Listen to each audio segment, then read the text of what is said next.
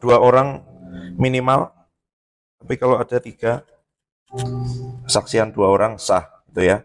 Coba bagikan dong apa yang tadi kalau ada yang lihat sesuatu, dapat sesuatu waktu kita menyembah tadi, sharing dulu supaya yang lain mungkin bisa konfirmasi.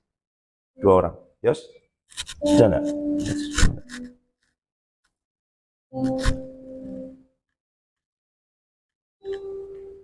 Ada? Dapat sesuatu? Tadi waktu menyembah. Merasakan ini kehadiran Tuhan melihat posisiku itu sangat kecil sekali di hadapan Tuhan. Jadi waktu saat kita jadi semakin mengerti gimana posisi kita di hadapan Tuhan. Jadi hanya bisa mengagungkan Tuhan aja sih. Dan aku lihat kayak posisi itu kecil banget di hadapan Tuhan dengan semua kebesaran dan kemegahannya. Aku nggak sebanding nggak itu, tapi dia memakai, tapi dia memilih, dia menggunakan kita yang kecil dan semuanya itu karena dia. Aku rasakan juga hadirat Tuhan yang kuat, yang berembus, yang ada bobot yang kuat yang menekan. Harus merendah. Ya, oke. Marianus, kenapa kamu tadi berdiri di belakangnya Rizky? Apa yang Tuhan taruh di hatimu? Cerita. Tadi pas awal lima, karena saya lihat Roh Kudus, terus saya minta mungkin ke rombonganku karena tadi pagi sakit. Terus aku lihat Roh Kudus kayak mungkin orang. Terus aku lihat bilang sama semua kami yang di sini. Aku lihat dan sama dari sini. Terus tadi pas aku di pagi ini, tuh aku lihat kok ada Tuhan itu. Dia dulu gitu kayak mau nyuruh aku gitu. Terus aku minta Tuhan gitu, itu kayak dikasih penglihatan tapi nggak disuruh gitu. Aku yang merasa gitu. Terus aku minta supaya nyuruh aku satu kata aja gitu. Tapi enggak, makanya aku bangun. Jadi kamu ke belakang situ, kenapa? Disuruh itu atau dapat apa? Ya itu aku cuma percaya saja, nanti Tuhan kerja gitu. Ya, oke. Ya, oke. Ada yang lain? Enggak? Ya. Tadi aku merasakan hadirat Tuhan, memang Roh Kudus hadir dalam kita, seperti bukan seperti biasa beraktivitas, tapi memang Tuhan itu mau terus hadir bersama dengan kita, sepakat hati. Terus yang kita ini tadi yang kita berdiam diri, aku tuh dilihatin kan bunyi motor, kayak buka telingaku, terus buka mataku, kayak kota Salatiga makin besar, makin luas dibawa ke lautan, makin luas, makin kayak samudra, terus makin luas jadi semesta alam. Tuhan itu besar, di situ aja dia berkuasa ke semua. Jadi kayak ingatin lagi kebesaran Tuhan itu ya besar, bisa kita ukur sama pikiran kita, nggak bisa kita ukur sama keadaan kita. Itu sih.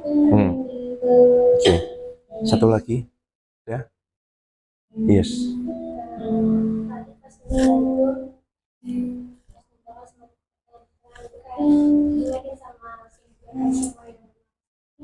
Kayak pokoknya semua inilah. Terus aku lihat ada kain ya emas, tapi kayak glitter gitu, emas kayak semua. Setelah itu kan gini kan, biasanya kan bukan ini, kalau di kampus kan pasti kayak dirasakan ada semuanya. Sebelah ini kan ya Tuhan kasih yang lain terus panas, Tuhan kasihnya angin, terus ada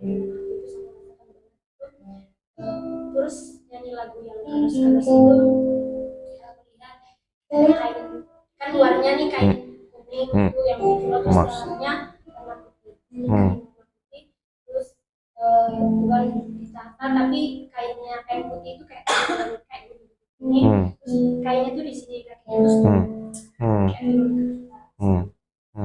Oke, nanti sambil makan siang-siang. Mami, satu. Ya, air sendiri sekali. Hmm. Hmm. Hmm. Hmm. Ya, oke. Ya sudah. Udah ya, dari tadi. Oh ya, oke. Nathan, kita kebaktian pertama tanggal berapa, Nathan? Oh, luar biasa. Penting gitu ya. 23 Juni ya, 2023. Ya. Juli ya. Juli, oke, Juli. Ya. Kemarin saya ketemu satu hamba Tuhan, ya, seorang nabi. Saya tuh cerita gini, Sami sekarang mulai ibadah minggu di Salatiga sejak tanggal 23 Juli. Saya nggak tahu kenapa kok saya nyebutin tanggalnya juga. Sejak tanggal 23 Juli. Ya, beberapa ini, ya pokoknya ada di sini. Saya diam sebentar. Ngomong, Pak, ya, tanggal. Dia waktu kemarin belum nyebut tanggal. Saya disuruh Tuhan doling di Salatiga, matok di satu titik di Prasasti Pelumpang itu. Ya, itu kan yang dekat jalan jembatan tol ya. Di situ saya dengar suara audible di telinga kanan saya. Biasanya Tuhan bicara di telinga kiri. Tahu bicaranya?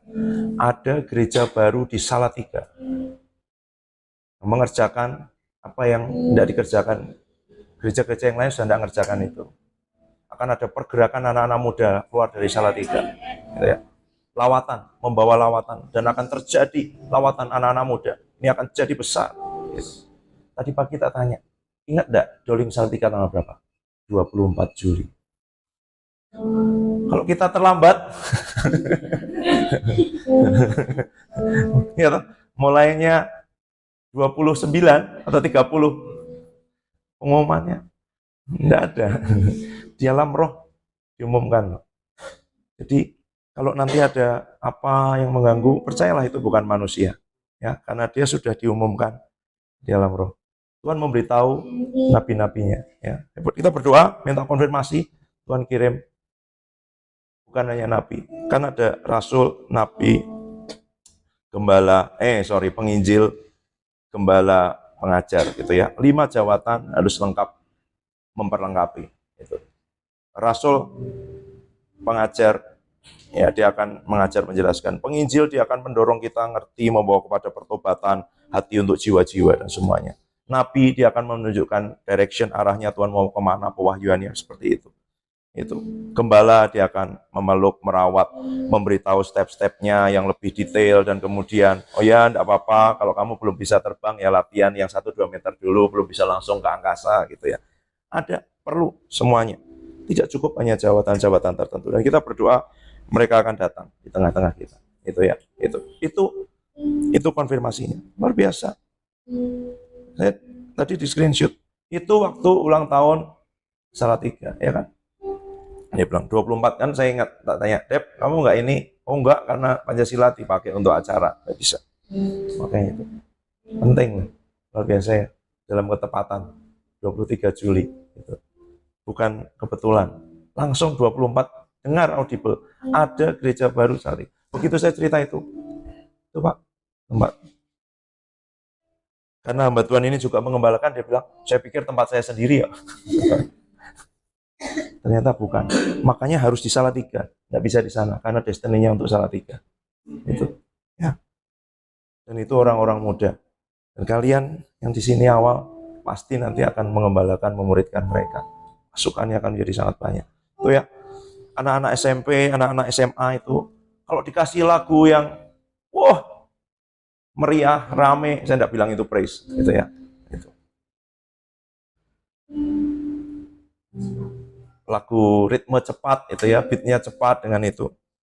Manusia jiwa ini masih bisa nyanyi. Ya. Tapi kalau enggak, bagaimana kita tahu mereka cinta Tuhan? Mereka tidak ditarik oleh sound system, oleh lighting, oleh LED, oleh suasana yang gegap gempita. Tapi dalam hadirat Tuhan yang kuat, datang di situ nyembah. Orang enggak, gimana mungkin? Apa yang menarik buat mereka datang situ? Hadirat Tuhan, bukan yang lain. Itu ya. Orang kan tanya, kok bisa begitu? Ininya apa? Tidak ada. Ya. Tolong alat musiknya jangan terlalu lengkap supaya tahu bahwa bukan karena musik gitu ya. Pakailah, nggak apa-apa nanti ada. Itu. Tapi ya orang akan itu nubuatan-nubuatan banyak sekali itu ya. Pendoa-pendoa Salatiga beberapa sudah ngomong itu. Mereka bilang sekali lagi sebelum kedatangan Tuhan Yesus yang kedua kali, dia akan mengutus orang-orang muda keluar dari Salatiga.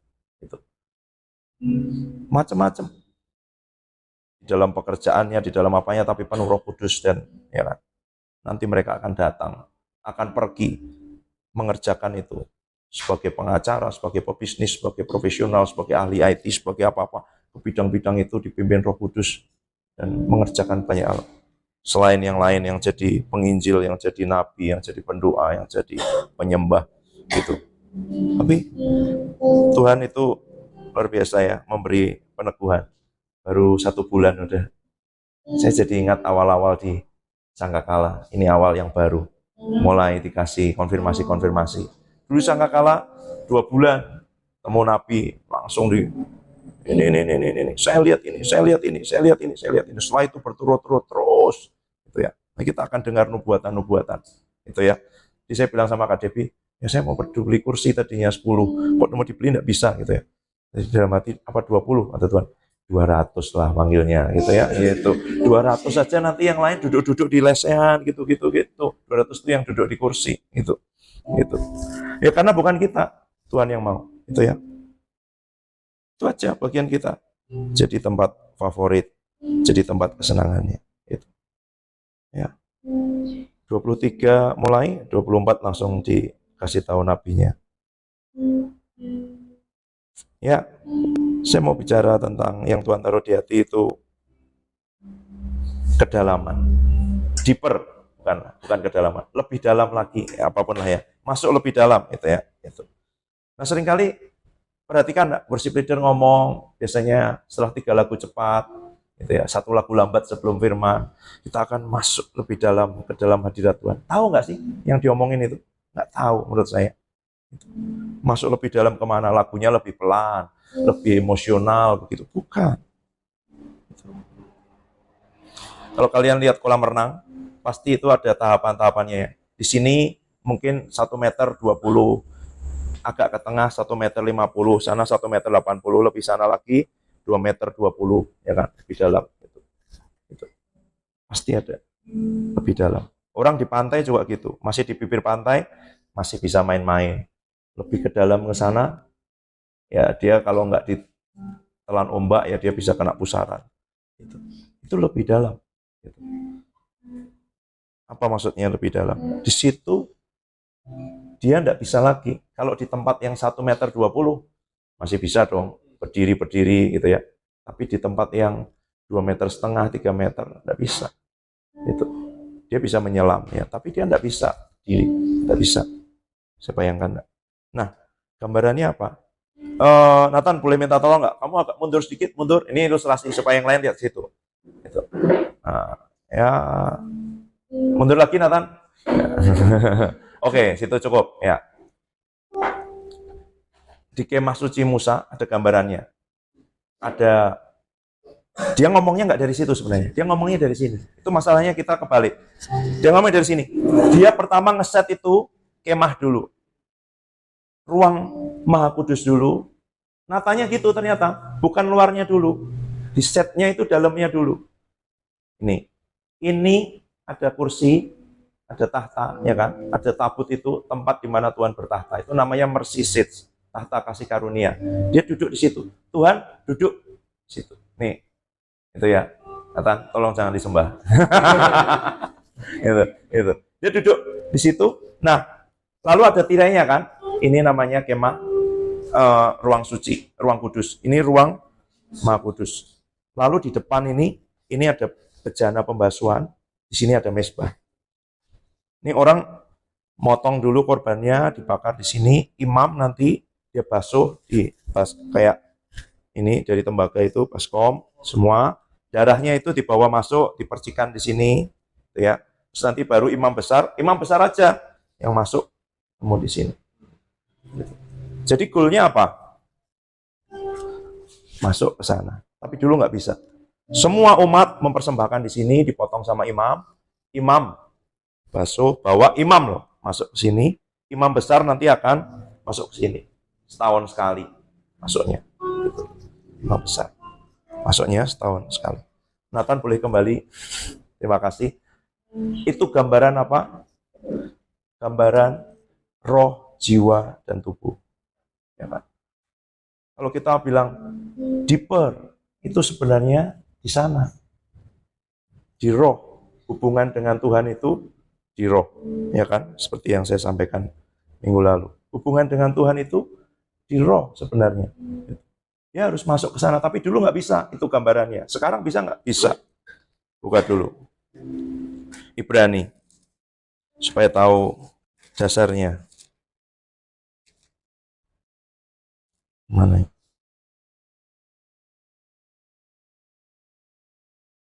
Ibrani 10 ayat 19. Oh, amin.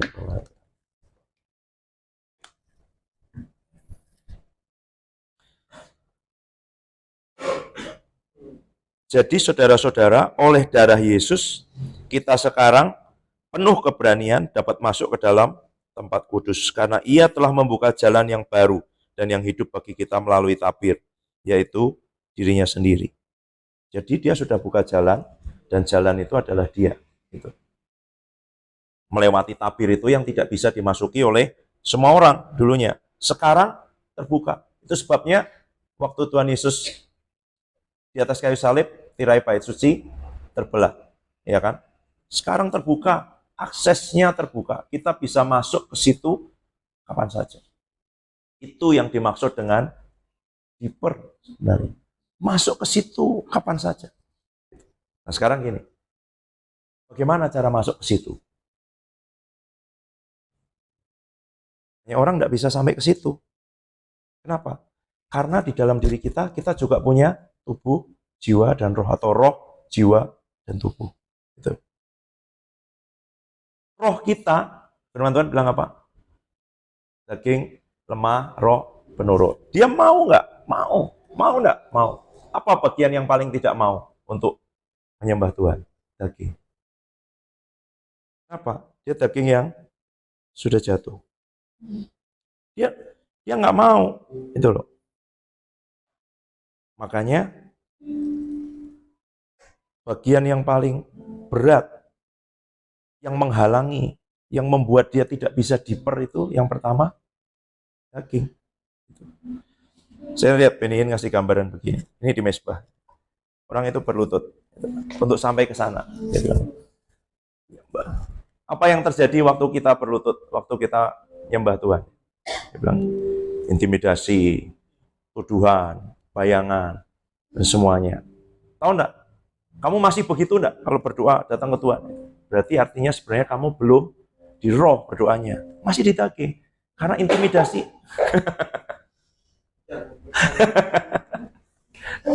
Intimidasi tidak bisa terjadi di roh. Intimidasi itu di daging. Itu. Bayangan masa lalu, tuduhan, ingat apa, suara-suara semua mengganggu itu di daging. Dia bilang gitu. Dan Tuhan tidak bisa bicara di daging. Buka dulu Matius 7 ayat 7.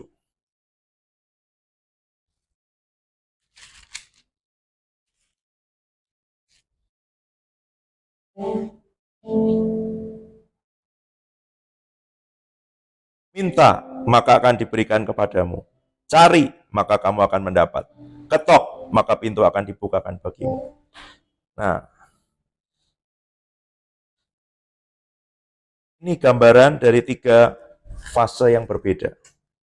Minta, cari, ketok, perjalanan. Iman, pengharapan, kasih. Baik, berkenan, sempurna. Mesir, padang gurun, Kanaan. Nanti kita akan dalam hidup itu, metaforanya, gambarannya macam-macam, tapi itu perjalanan sebenarnya.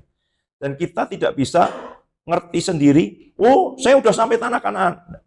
harus Roh Kudus dan konfirmasi dari orang lain. Karena kalau kita merasa sendiri, oh, saya udah dalam ini, udah dalam. Orang lain lihat, mana kau masih pakai ban gitu kok dalam gitu ya, gitu. Udah dalam itu udah nggak kelihatan gitu. Gitu. Minta. Bener nggak? Coba cek diri sendiri. Kamu kalau mulai berdoa, mulai dengan apa? Mulai dengan gini, Tuhan, kebutuhanku banyak, ini belum bayar loh, uang sudah nggak ada, ini semua. Itu masih ya nggak apa-apa. Kita semua mulai dari situ. Minta, ya kan? Minta itu apa? Ya minta. Kamu doamu masih minta nggak? Ya, masih kan? Masih minta nggak? Ada yang sudah nggak minta? Ya berarti masih, gitu. Masih. Minta terus nggak apa-apa. Minta. Disuruh minta. Minta Tuhan, minta ini. Minta dekat dengan Tuhan, minta bisa menyembah Tuhan. Lama-lama gitu kan, pertama kan minta kebutuhan, minta keinginan, minta ini semua dijawab, minta terus lama-lama Tuhan, lama-lama. Tahan enggak? Minta itu.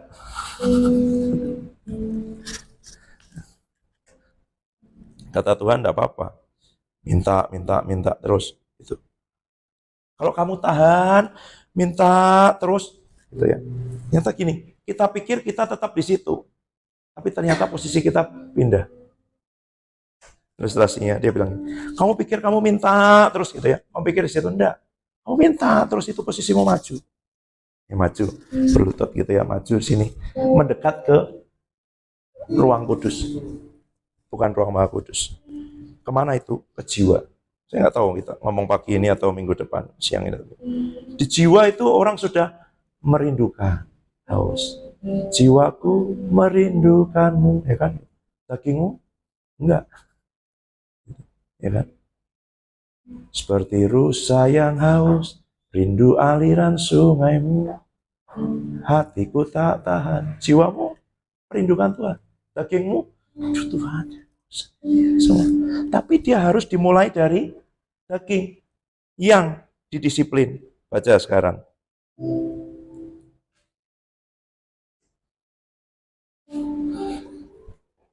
Satu Korintus 9 ayat 27. Naik. Mami handphonenya ketinggalan.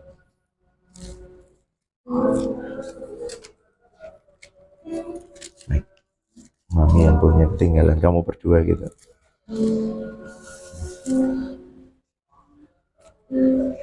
Baca Mek. 1 Korintus 9 ayat 27.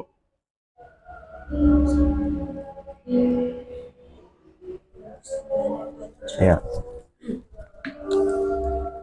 1 Korintus 9 ayat 27 dan firman Tuhan, tetapi aku melatih tubuhku dan menguasainya seluruhnya, supaya sesudah memberitakan Injil pada orang lain, jangan aku sendiri ditolong. Oke. Ini kenapa kok Paulus ngomong aku melatih tubuhku gitu ya? Ya karena dia yang paling nggak mau tubuh ini. Itu. Saya baca amplified-nya ya. Yang klasik. But like a boxer, seperti seorang petinju, I buffet my body, handle it roughly, discipline it by hardship, and subdue it, for fear that after proclaiming to others the gospel and things pertaining to it, I myself should become unfit, not stand the test, be unapproved and rejected as a counterfeit. Wah, ngeri. Tapi seperti seorang petinju, itu ya, aku melatih tubuhku, menanganinya dengan keras, kasar, mendisiplin itu dengan keras, menaklukkan tubuhku. Karena gentar bahwa setelah memberitakan kepada orang lain tentang kabar baik dan hal yang terkait dengan itu, aku sendiri menjadi tidak lulus tes, tidak diterima dan ditolak untuk bisa, yaitu tidak sesuai dengan Injil. Ini. Dan latihan tidak ada yang sekali dua kali. Latihan tidak ada yang seminggu sekali. Tidak ada. Itu. Karena dia petinju. Seperti atlet, dia melatih tubuhnya. Baca dulu. 2 Korintus 5 ayat 4. Nathan, coba saya supaya bisa baca terjemahan lainnya. 2 Korintus 5 ayat 4. Bahasa Indonesia enggak terlalu, tapi boleh dibaca dulu. Supaya tempat sebab selama masih di dalam kemah ini kita menunggu oleh derajat tekanan dan kita mau menetap pakai dan kita menaruhkannya supaya kemana itu berlaku. Oke. Lalu ayat yang ke-6. Maka oleh karena itu hati kami senantiasa tahu dan kami sadar bahwa selama kami mendiami Nah, kalau kita masih di dalam tubuh ini, kita masih jauh dari Tuhan, gitu. Ini yang literal translation, gitu. For we also who are in the tabernacle do groan, being burdened, seeing we wish not to unclothe ourselves, but to clothe ourselves, that the mortal may be swallowed up of the life, having courage then at all times, and knowing ini that ayat 6, being at home in the body, we are away from home, from the Lord. Kalau kamu kerasan dengan dagingmu, kamu ya udah, memang daging kita kan pengennya tidur, baring-baring, makan, jalan-jalan, lihat film, nonton scroll sosmed, kan itu dagingnya kepengen, gitu, seneng dia, itu. Nggak usah diajari, dia otomatis gitu kok. Anak kecil tuh loh sekarang, saya lihat ponakan saya, oh jago banget download apa semua bisa itu. Padahal waktu itu belum bisa baca loh, udah bisa main game ngajarin saya, gitu. Itu nggak usah diajarin. Tapi untuk dia berdoa, nyembah, baca firman, nggak bisa, harus dilatih, harus didisiplin.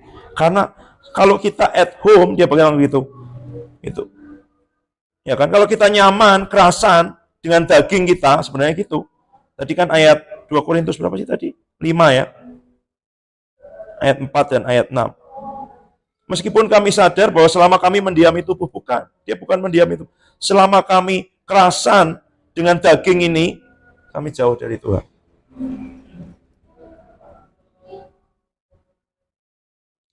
Ayat 8. Coba baca bahasa Indonesianya.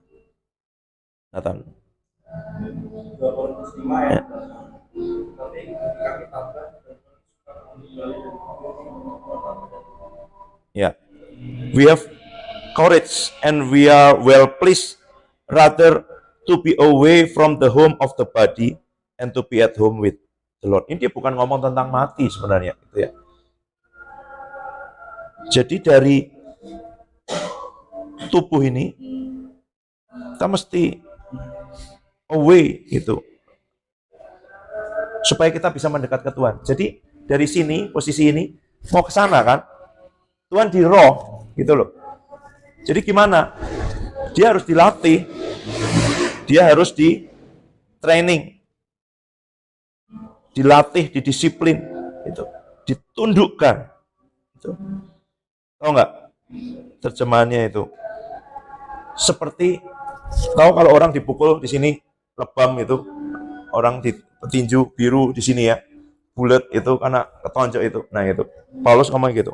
Aku seperti memukul mataku sendiri sampai lebam itu. Itu kan KO kan, dipukul atau TKO lah misalnya gitu.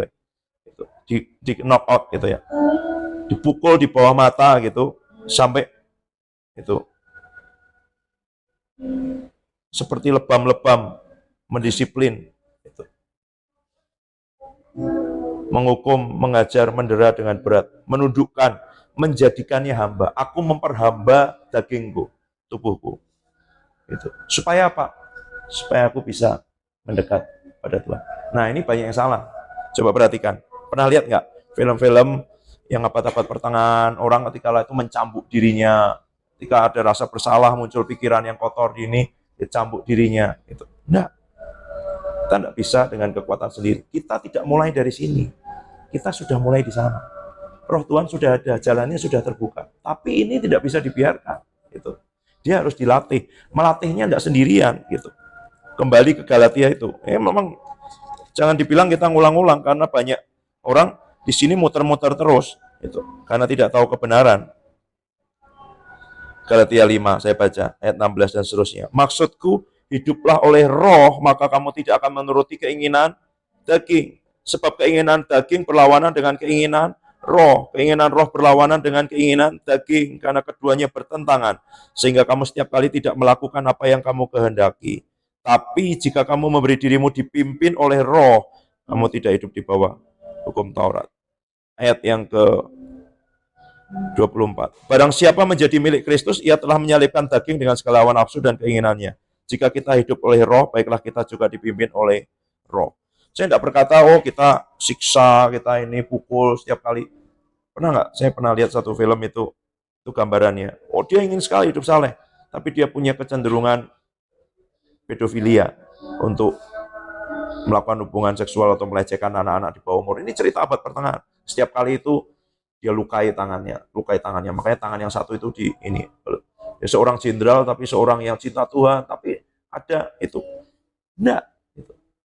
Kita enggak melukai daging kita, mendisiplin dengan daging kita, dengan roh Tuhan. Kamu minta, Tuhan, disiplin dagingku, didik dagingku. Makanya kalau kita ngomong itu, menyanyi lagu itu berdoa apa? Seret dagingku. Dia yang bisa narik daging kita sana, karena dagingnya nggak mau, gitu loh. Dagingnya nggak mau. Tapi ada nggak bagian kita untuk melakukan itu? Ada. Gimana caranya? Makanya saya bilang tadi, kalau manusia jiwani, mungkin seneng lah dengar musik. Ada yang dengar musik apa aja langsung bergoyang. Gitu. Jadi jangan seneng. Oh ini memuji Tuhan, belum tentu. Dia dengar dangdut, dengar rock, dia juga sorak-sorak, lompat-lompat gitu.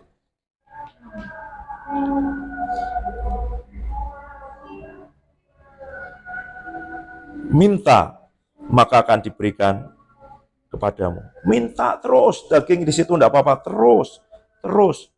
Apa yang dilakukan sebenarnya? Kalau Benny Hinn ngajari gini, berlutut. Jangan nyender, jangan duduk, jangan itu. Berlutut aja. Berlutut. Apa yang pertama kamu lakukan? Yaitu kamu akan tahu posisimu di mana waktu kamu setiap kali berdoa. Kamu mulai dengan apa? Tuhan, ini ku masih gini. Ya, berarti kamu masih di situ sebenarnya. Kalau kamu sudah mulai dengan Tuhan, jiwaku merindukanmu. Ah, itu udah mulai di jiwa tuh. Udah masuk lebih dalam. Tapi mulai dari sini, ya, mulai dari sini nggak apa-apa. Doa Tuhan masih gini loh, Tuhan masih gini. Bungkus dengan kebenaran. Tapi aku percaya bahwa Tuhan yang besar, bahwa Tuhan yang ajaib, bahwa Tuhan yang sanggup menyediakan, bahwa Tuhan yang sanggup memulihkan, bahwa Tuhan yang sanggup menyembuhkan, bahwa sanggup membuka jalan. Mulai pujian kan? Mulai masuk ke sini nggak? Mulainya dari itu nggak? Iya dong. Gitu. Terus dia bilang gini, berapa lama? Seringkali 15 menit, 30 menit. Oh, kita tiba-tiba ingat apa? Itu mulai dari nol lagi. Udah masuk sini, keluar lagi, mundur lagi. Gitu. Makanya untuk kedalaman. Itu bicara tentang diam di hadapan Tuhan. Gitu. Diam itu apa? Diam. Tidak berbahasa roh, tidak mengucap syukur, tidak ngomong yang lain. Diam. Itu nanti itu di sana. Gitu. Karena ternyata diam itu menakutkan, ya kan? Cek diri sendiri. Waktu kamu mulai datang ke Tuhan, mau saat teduh, mau berdoa, mau itu, apa yang muncul di sini? Tuduhan, intimidasi apa-apa, tidak apa-apa. Ngerti, mulai di daging. Diam di situ, minta Tuhan bereskan, bersihkan, aku serahkan, aku hadapkan lagi semua pikiran-pikiran intimidasi, tolak, patahkan dalam nama Tuhan Yesus. Perkatakan kebenaran, sudah dibayar oleh Tuhan Yesus di atas kayu salib. Kalau ada sesuatu yang itu, akui. Bilang terus. Gitu. Nah, percaya, mulai masuk. Aku percaya, tapi engkau yang sudah menebus hidupku, membayar hidupku, engkau baik buat kehidupanku. Meskipun ada begini, meskipun ada kesulitan, tapi aku percaya bahwa engkau itu mulai masuk ke pujian. Pujian. Dan pujian itu nanti akan membawa masuk sampai ke ruang Maha Kudus. Gitu. Tapi dia belum di situ. Minta, dan itu akan diberikan kepadamu. Karena di jiwa dia tidak minta, dia mencari, dia longing, dia merindukan, dia haus, ya kan? Seperti yang tadi saya bilang. Coba buka ini, menarik. Yakobus 4 ayat 3. Boleh baca salah satu? Ayat 3. Tuhan, atau kamu berdoa juga, tetapi kamu tidak menerima apa-apa, karena kamu salah berdoa. sebab yang kau minta itu hendak kamu habiskan untuk memuaskan hawa nafsu. Nah, menarik ya, terjemahan Indonesia bilang, kamu berdoa juga, tapi kamu tidak menerima apa-apa, gitu ya. Sebenarnya harusnya ini terjemahan harafiahnya, kamu meminta, tapi kamu tidak dapat. Jadi dia di sini. Yang kita sebut berdoa itu seringkali masih di daging, tahap meminta. Nah, nanti kalau bicara doa dalam roh, kayak ini. Doa dalam roh itu bukan lagi meminta, tapi dia dimulai dari meminta. Kamu minta apa? Tuhan, aku minta dong. Pertama kamu minta kebutuhanmu, pertama kamu minta keinginanmu, pertama kamu minta itu. Lama-lama kamu minta, Tuhan apa kesenanganmu? Tuhan aku pengen aku kenal Engkau lebih lagi. Itu kan permintaannya sudah beda. Beda nggak dengan itu? Kamu berdoa bukan. Ini harusnya gini loh. Kamu meminta, tapi kamu tidak dapat. Karena yang kamu minta itu jahat. Itu. Because everly you ask, that in your pleasure you may spend it. Bahwa dengan kesenanganmu kamu mau menghabiskan apa yang kamu minta itu. Tuhan aku minta kuota. Minta apalah gitu. Ya kan? Karena yang kamu minta, dia bukan berdoa sebenarnya. Bayangin. Berarti apa? Yaitu tahap paling awal. Minta. Minta, maka akan diberikan kepadamu. Tapi kamu salah minta mungkin. Gitu. Nah, nanti lama-lama kamu memang datang dengan meminta. Tapi kamu minta supaya kamu bisa ngerti kehendak Tuhan. Kamu minta supaya kamu bisa menyenangkan hati Tuhan. Kamu minta supaya kamu berjalan dalam rencana Tuhan. Minta nggak? Minta. Dimulai dengan minta nggak? Minta. Tuhan, aku ingin hadirat-Mu. Aku ingin masuk dekat lebih dengan Engkau. Aku ingin kenal Engkau lebih lagi. Minta nggak itu? Minta. Dari situ dia akan masuk. Nanti akan mencari. Tapi dia dimulai dengan meminta. Buka lagi. Sebentar. Mazmur 63 ayat 2.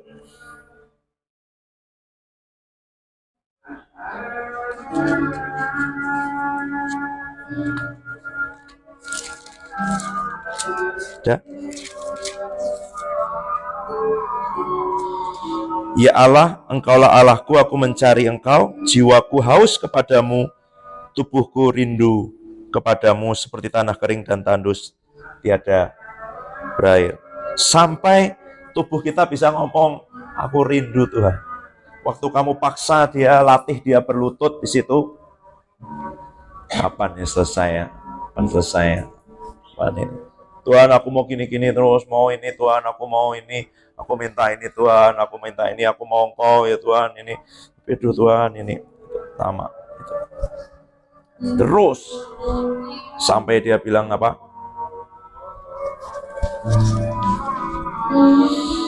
Tubuhku rindu kepadamu. Dia rindu nggak? Enggak. Jiwa, ya haus, ya kan? Tapi tubuhnya enggak rindu. Sehingga itu jadi penghalang. Gitu. Banyak orang enggak bisa masuk lebih dalam karena dia tidak melatih tubuhnya. Dia harus disiplin, paksa di situ duduk menantikan Tuhan, memuji Tuhan, menyembah Tuhan. Itu. Jangan pakai perasaan, saya bilang itu. Atlet itu ada waktu latihannya, jadi pakai timer. Terserah kamu mau mulai dari berapa. 5 menit, 10 menit, 15 menit, timer aja. Kalau belum bunyi itu nyembah Tuhan terus. Tuhan, bilang gini kok baik, kok ini terus. Gitu. Tambahin, setelah 1 bulan, tambah 5 menit, tambah 5 menit. Dalam 1 tahun mungkin sudah 1 jam itu. Daripada kamu 1 jam, besoknya ada latihan lagi. Gitu ya. 15 menit pagi, 15 menit malam. Oke. Gitu. Tapi dia harus dilatih. Dan ada porsi latihannya. Bukan kalau lagi kepengen main, itu hobi-hobi aja. Kita atlet profesional. Gitu. Gitu. Tinju. Aku memperlakukan tubuhku dengan keras. Aku memperhambanya. Gitu ya.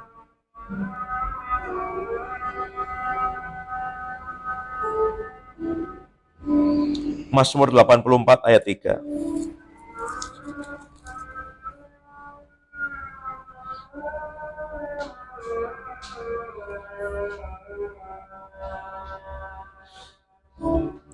Jiwaku hancur karena merindukan pelataran-pelataran Tuhan. Hatiku dan dagingku bersorak-sorai kepada Allah yang hidup. Saya baca yang literal translation. My soul desire, it had also been consumed for the courts of Jehovah. My heart and flesh cry aloud unto the living God. Dia bilang sebenarnya dagingku dan hatiku itu berteriak, menangis, bersuka cita, berteriak,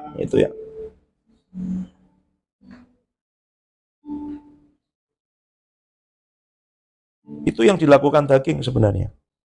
Nanti masuk lebih dalam jiwa. Jadi untuk masuk lebih dalam, kita harus mulai dari sini. Nggak bisa dengan nyanyi-nyanyi gitu. Lebih dalam lagi, boleh nyanyi 1 jam. 1 jam lebih dalam lagi itu nanti lebih dalam. Waktu kamu lebih dalam, kamu pikir nggak kemana-mana, tapi kamu sedang dibawa oleh Roh Kudus, masuk lebih dalam. Caranya gimana? Latih dagingmu, nunggu di hadirat Tuhan. Daging nggak nunggu, dia minta apa? Minta aja nggak apa-apa, mulai dengan semua yang kamu pengen minta. Dan terus ngomong gini, Tuhan, itu kesenanganku, itu yang aku pengen, Tapi engkau kepengen apa? Aku juga minta aku menyenangkan engkau, aku juga minta aku ngerti. Kalau kamu punya kebutuhan, bungkus kenyataan dengan kebenaran. Boleh nggak mulai dengan kenyataan? Boleh, tapi itu baru separuh. Kenyataan apa? Tuhan, aku pengen punya motor baru. Aku pengen ini, tapi keadaan nggak begini. Tuhan, uang kiriman belum datang. Tuhan, ini masih begini. Tuhan, kelemahanku masih ada. Tapi aku percaya Engkau Tuhan yang membebaskan. Engkau percaya menyediakan. Kenyataannya ada nggak? Ada. Tapi jangan selesai di situ, karena itu namanya mengeluh. Inilah belajar iman itu. Kenyataan dibungkus dengan kebenaran. Kebenarannya harus tahu. Dari mana tahu kebenaran? Merenungkan firman Tuhan. Ini juga bagian dari latihan itu tadi. Renungkan. Baca aja nggak ngerti, disiplin. Ambil komitmen. Mau berapa pasal setiap hari. Mulai dengan perjanjian baru. Nanti selesai baru ke perjanjian lama. Tapi dia harus dilatih dan terus menerus. Kalau kita mau lebih dalam. Kenapa? Karena yang berhubungan dengan Tuhan, yang Tuhan bisa bicara itu di roh. Nah kalau kita di daging terus, Tuhan bicara enggak? Bicara, tapi kita enggak bisa dengar karena frekuensinya beda. Gimana caranya? Masuk. Tunggu di situ. Dengan apa? Minta. Minta apa? Mulai dengan minta apa aja, terus minta menyenangkan hatinya, minta. Terus kalau kita mulai membungkus kenyataan dengan kebenaran, itu berubah jadi pujian kan? Dan kita sudah masuk ke jiwa sebenarnya. Mulai masuk ke jiwa. Ya kan? Tapi aku percaya Engkau bisa menyediakan. Aku percaya Engkau bisa membuka jalan. Aku percaya Engkau ajaib. Aku percaya Engkau tidak kekurangan cara Tuhan. Aku percaya Engkau Allah yang berkuasa. Mulai muncul pujian. Nanti kalau lama-lama kamu datang sudah langsung, Tuhan Engkau baik ya, Engkau luar biasa. Itu kan bukan kata-kata kosong kan? Kalau orang bisa ngomong, Tuhan Engkau baik loh, Engkau luar biasa loh. Kalau kamu tidak pernah mengalami kebaikan Tuhan, ya kan? Tidak bisa. Kamu ngerti bahwa iya ya, dalam keadaan seperti ini. Makanya ada firman Tuhan bilang gini, hitung berkatnya satu-satu. Ingat, kalau kamu sulit mengucap syukur, sulit memuji Tuhan, ingat apa-apa aja yang pernah sudah Tuhan bikin. Ingat 1 bulan terakhir. Ingat 1 tahun terakhir, ingat 10 tahun terakhir, Itu akan melatih kamu. Nanti kamu tiba-tiba masuk sudah di sini, nggak di sini. Nah sekarang cek dulu setiap hari kamu di mana. Nggak apa-apa kalau di sini terus. Waktu kamu terus itu pelan-pelan kamu nggak sadar, kamu dibawa. Karena yang situ itu Roh Kudus yang narik kita. Itu Deeper seri 1. Mulai dari sini, latih dulu. Percuma saya kasih tahu semua di situ, kamu di sini nggak mau latihan, Latih terus, Nanti saya nggak. Dan jangan merasa sudah dalam, Sampai ke titik tertentu ketika kita nyembah bersama, kita rasakan di sini Tuhan. Tapi gini, setiap kali kamu bisa langsung situ enggak? Enggak. Masih gini, masih ada intimidasi. Ingat, saya masih ingat beberapa dulu. Setiap kali kita berdoa, ada intimidasi, ada ini. Lama-lama saya udah jarang dengar intimidasi gitu ya. Itu artinya sudah mulai pindah itu. Itu. Kalau kamu di situ ada tuduhan, kemarin masih dengar ya beberapa anak baru, wah ini ada ini, Tuhan. Di tengah hadirat Tuhan, yang dia dengar adalah ketidaklayakan, itu karena masih di daging, gitu loh. Ya enggak apa-apa, terus, nanti dibawa masuk. Gitu. Nanti kamu akan dengar berita anugerah itu. Nanti kamu akan dengar itu ya. Jadi, tapi kuncinya itu tadi, apa? Didisiplin, dilatih, ditundukkan. Kalau pengen ini ngajari, berlutut aja. Berlutut. Saya pakai timer. Dan ini mau ditambahi. Kenapa? Percayalah. Saya didoakan beberapa minggu yang lalu. Suruh lebih dalam lagi. Kurang dalam. Memang sudah ada airnya. Tapi ada yang lebih dalam lagi.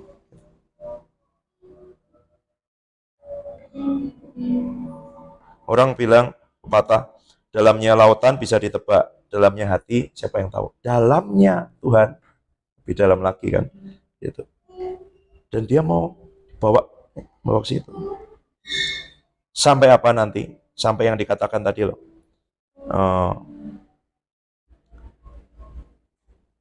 Mazmur 84 ayat 2 yang literal translation tadi yang bahasa Indonesia ayat 3. My soul desire, itu tapi itu juga it had also be consumed, itu juga dihabiskan.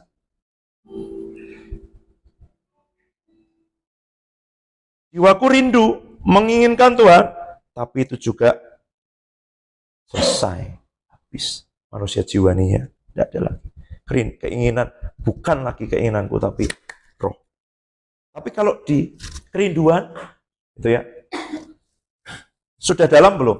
Lebih dalam, sudah lebih dalam dari sini. Karena kenapa? Minggu depan ya. Ya, minggu depan. Ini, saya baca ayat 7 lagi. Minta, maka akan diberikan kepadamu. Cari, maka kamu mendapat. Apa itu? Seek. Oke. Jiwaku merindu. Jiwa itu mencari, menginginkan, longing after you, Lord. Gitu. Nyanyi kan gitu terus kan? Apa yang gitu-gitu? Ya, jiwaku merindu ya itu pokoknya. Tapi daging enggak, belum. Sampai kamu dibawa ke situ. Sekarang kamu tahu mulainya dari mana, gitu ya. Gitu. Mari kita minta Roh Kudus menarik kita, membawa kita, ngajari kita.